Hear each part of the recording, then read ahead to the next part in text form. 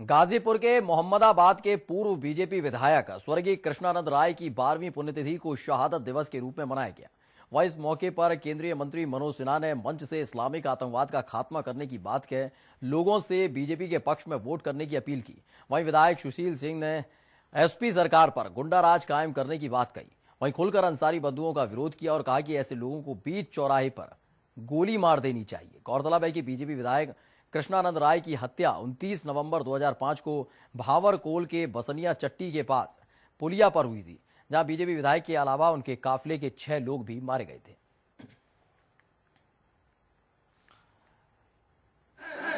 इस सपा बसपा की सरकार ने इस प्रदेश में गुंडा राज अपराध को बढ़ाया, क्या भ्रष्टाचार को भी बढ़ाया इस सरकार ने। आज उसी के दिन है कि ऐसे लोग जिंदा है, उसी की वजह से है कि आज ऐसे लोग जिंदा है। ऐसे लोगों को तो चौराहे पे खड़ा करके गोली मार देनी चाहिए, तो भी कोई दोष नहीं होगा भाई।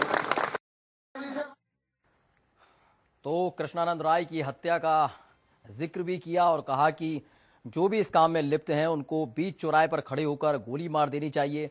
यह सबसे महत्वपूर्ण इसलिए है क्योंकि चुनाव बेहद करीब है और सवाल सबसे महत्वपूर्ण यह भी कि कृष्णानंद राय की हत्या 29 नवंबर 2005 को हुई थी, लेकिन तब से लेकर अब तक इस पर कोई ध्यान नहीं दिया गया। लेकिन आज चुनाव है तो याद आ रहे हैं बीजेपी को कृष्णानंद राय। और इस खबर पर ज्यादा जानकारी देने के लिए हमारे संवाददाता प्रदीप दुबे हमारे साथ जुड़ चुके हैं। प्रदीप, सबसे पहले हम आपसे जानना चाहेंगे कृष्णानंद राय की हत्या का जिक्र मंच से, और पहली बार यह है कि पुण्यतिथि को एक अलग तौर पर शहादत दिवस के रूप में मनाने का फैसला लिया गया। इससे पहले क्यों याद नहीं आई बीजेपी को?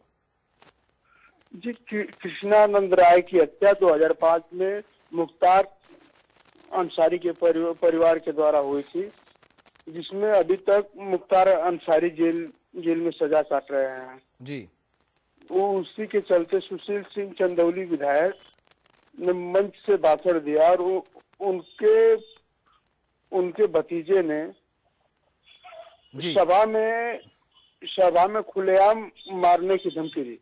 जी, लेकिन प्रदीप, सवाल यह भी उठता है कि शहादत दिवस के रूप में मनाने का फैसला किया गया, क्या ये चुनावों के मद्देनजर किया जा रहा है? क्योंकि 11 साल बीत चुके हैं, अब तक कृष्णानंद राय की पुण्यतिथि सामान्य तौर पर मनाई जाती थी परिजनों की तरफ से, लेकिन बीजेपी की तरफ से इसको उठाना, क्या ये चुनावों की आहट का नतीजा है?